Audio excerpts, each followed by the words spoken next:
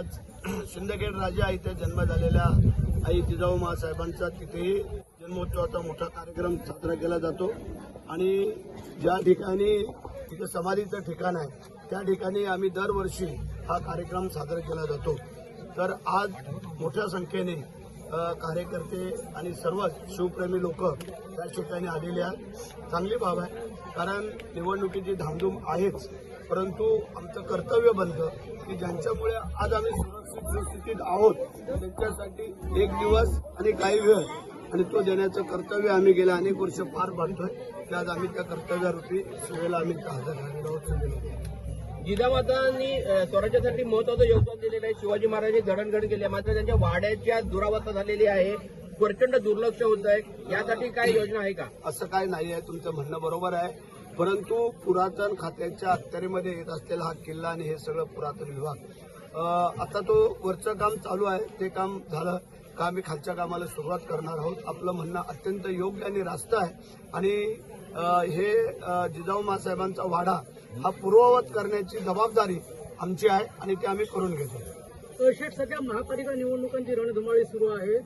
गणेश नायकांनी शिवसेनेला मोठ्या प्रमाणात आव्हान दिलेलं आहे की ठीक आहे, आता कोण किती प्रतिसाद देतोय हे 15 तारखेच्या मतदानाच्या नंतर 16 तारखेला आपल्याला कळेल, परंतु लोकांना कळायला लागलेलं आहे। मराठी माणसासाठी आम्ही पण सगळे झटतोय, देवाभाऊ आहेत, एकनाथ शिंदे साहेब आहेत, आम्ही सर्वच लोक हे मराठी माणसासाठी सगळे झटतोय, परंतु आता त्यांना दुसरा काही पर्याय उरला नसल्यामुळे कदाचित त्यांनी ती भावनिक घात घातली असेल।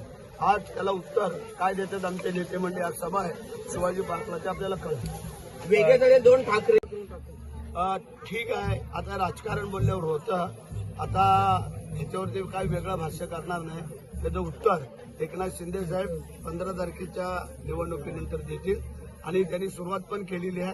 कोणी कोणाला आव्हान करू नये स्थितीमध्ये आहोत तर, परंतु त्यांचं आव्हान शिंदे साहेबांनी स्वीकारलेलं आहे। राज ठाकरे आणि उद्धव ठाकरेंची सभा झाली, महाराष्ट्राचं राजकारण बदलू शकतं का?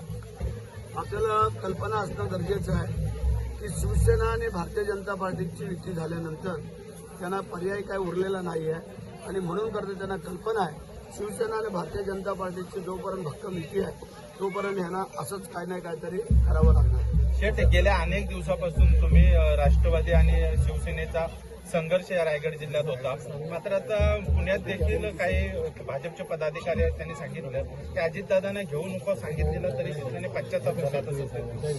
तो त्यांचा प्रश्न आहे, त्यावरती आम्ही काय भाष्य करणं योग्य वाटत नाही, पण असो, जे त्यांना काय पटलं वाटलं थोडं कदाचित उशिरा कळलं असेल, परंतु असो, ते तरी खरं बोलले एवढं निश्चित। अजित पवार आणि शरद पवार एकत्र, आम्हाला असं वाटतंय शिवसेना आणि भारतीय जनता पार्टी राहील, इतर कोणाचं काय आम्ही सांगू शकत नाही।